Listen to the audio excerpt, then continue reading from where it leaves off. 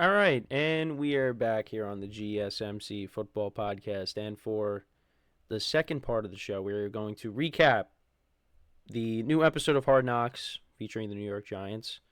So it was kind of just, the episode that just included everything with free agency, what the Giants did this offseason pertaining to that. We'll get to the draft at some point. But yeah, so you know, it was an interesting episode, but the main thing, of course, was Saquon Barkley. Now, there was some confusion because it seemed like that the Giants did, in fact, make an offer to Saquon. Now, they made previous offers that he declined, but there was some confusion on if they made an official offer here because, if you remember, Saquon was saying they never offered him anything. So, Joe Shane talked to Saquon's agent, Ed Berry, and they went over some numbers. And Joe Shane offered a hypothetical to Berry, and he was saying he repeated the numbers back to Berry, and he said, 3 years, $12.5 million a year, $25 million guaranteed. Now Saquon got a little bit more than that. I think he got $26 million guaranteed from the Eagles. I think it was 37. I think it was 37.7. The whole contract.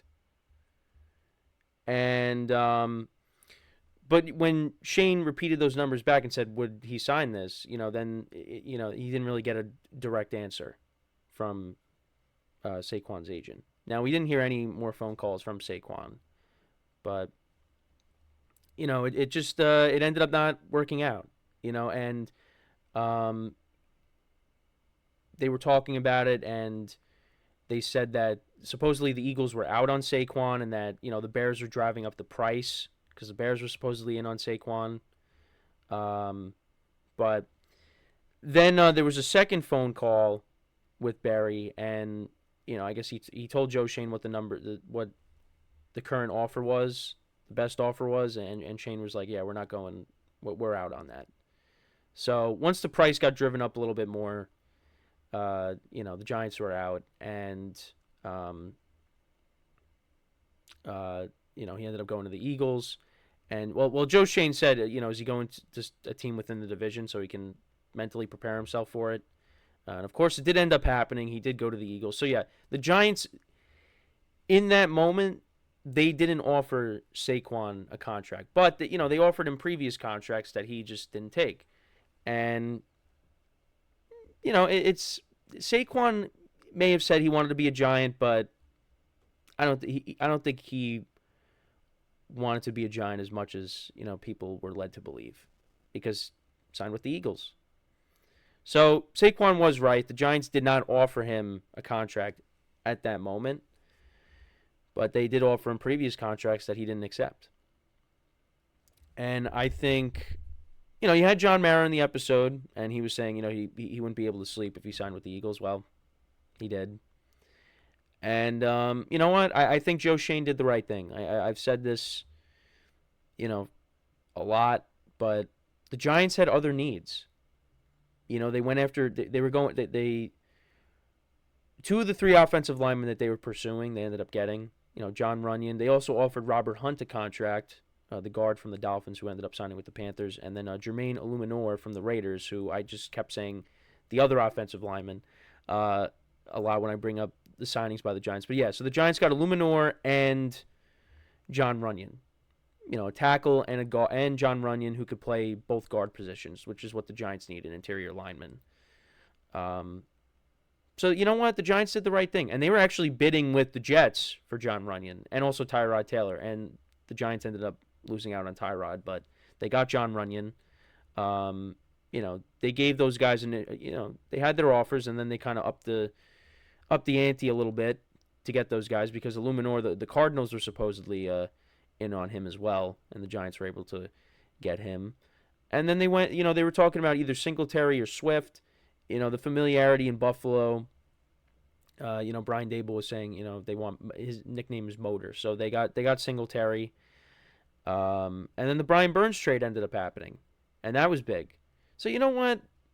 again, I am completely okay with the Giants saying, you know what, we don't need to overpay for a running back. Now, is Saquon an important part of the Giants' offense? Absolutely. He was the best offensive player. He's been the best offensive player, really, since he got to New York. But you know what? The Giants, they have so many other needs, and Brian Dable sent the right. Brian Dable sent the text to Joe Shane saying we need guys that can protect the quarterback and to get after the quarterback, something along the lines of that. And he's absolutely correct because the Giants for years really have not had a pass rush since really the Super Bowl days. I mean, you could talk about 2016, but it's really since the Super Bowl years, and they have failed to build this offensive line.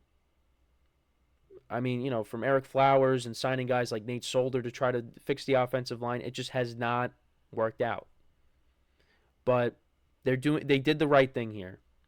And you could say the Giants are, you know, a lost organization because it's kind of been like that for a while. There's been a few,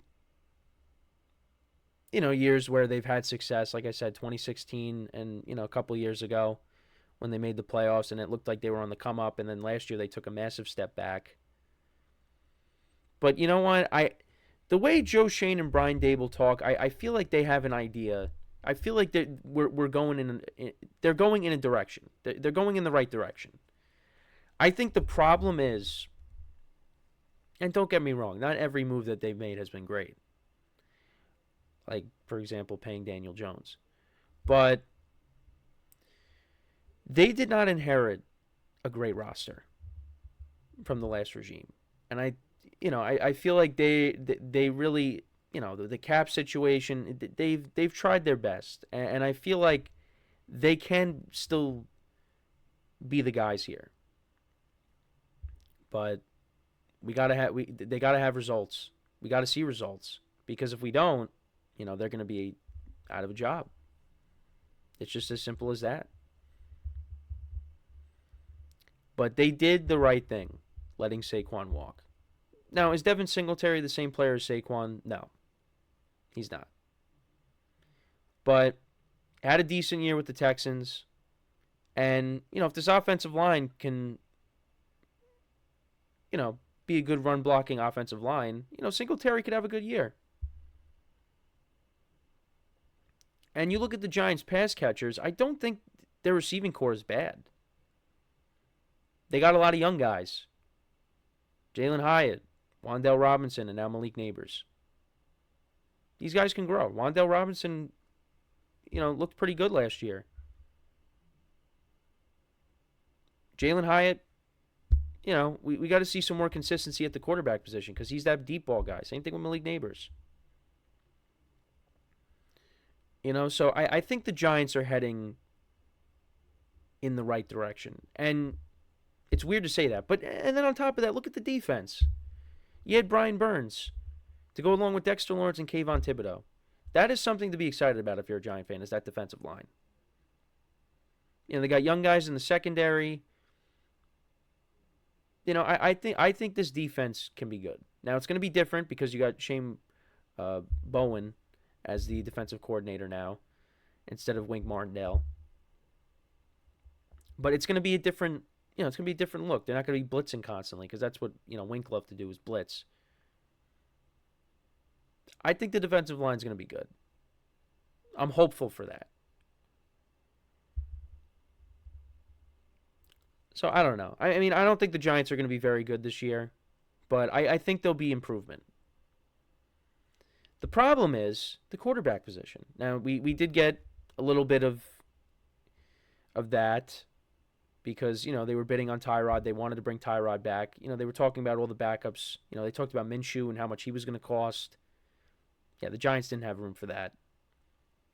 But they talked about Drew Lock, Tyrod, and Brian Dable said Tyrod's better than all the backup quarterbacks that they were discussing.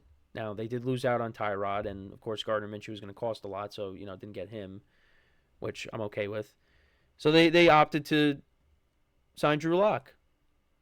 And, he's still young. He's athletic. That's what they, brought up. And, he won that game against the Eagles on Monday night last year. I don't think that's a bad signing. They got him on a cheap deal. Because you don't know what's going to happen with Daniel Jones. And they kind of have to believe in Daniel Jones because, they ended up not getting a quarterback. So, what are we going to have? Tommy DeVito be the quarterback for the whole year? If you wanted to just cut ties with him. And this very well could be Daniel Jones' last shot with the Giants. And do I want him to go out there and prove me wrong? Yeah, absolutely. But I just don't see it. Not just from, his play on the field, but also just from, durability aspect. He gets hurt. So, I don't know. It's going to be interesting. But, yeah, I mean, they are doing everything they can to try to put Daniel Jones in a better situation. And it starts up front. So maybe with better protection, now you got a number one wide receiver, Malik Neighbors. Maybe he ends up going out there and balling out. But I'm not counting on it because he was a rookie in 2019. We're in 2024 now. And we're still having the conversations of whether he's the guy or not. I don't know. But that's basically my thoughts on the episode. I thought it was a good episode. But yeah, so the Giants, they never made Saquon an offer like in around the time that he signed with the Eagles, but they had the previous offers that they gave him and he didn't take them. So it just comes down to, yeah, maybe he wanted to go elsewhere and the Eagles are a better situation.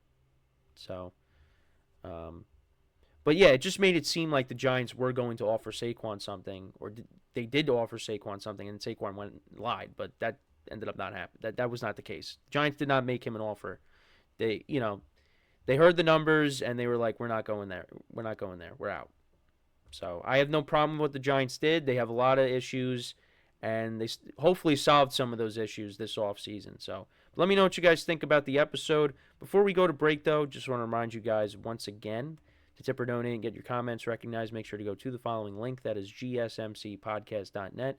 Really helps the show, makes the show more interactive between myself, the host, and you guys, the viewers. Again, that is GSMCPodcast.net. And as always, it is displayed on the ticker at the bottom of the show segment down below. So when we come back from our second break of the show, we will continue our rankings of each quarterback in each division. So we will get into the NFC South quarterback rankings that I have when we come back from our next break. So with that being said, stick around, and we'll be right back here on the GSMC Football Podcast.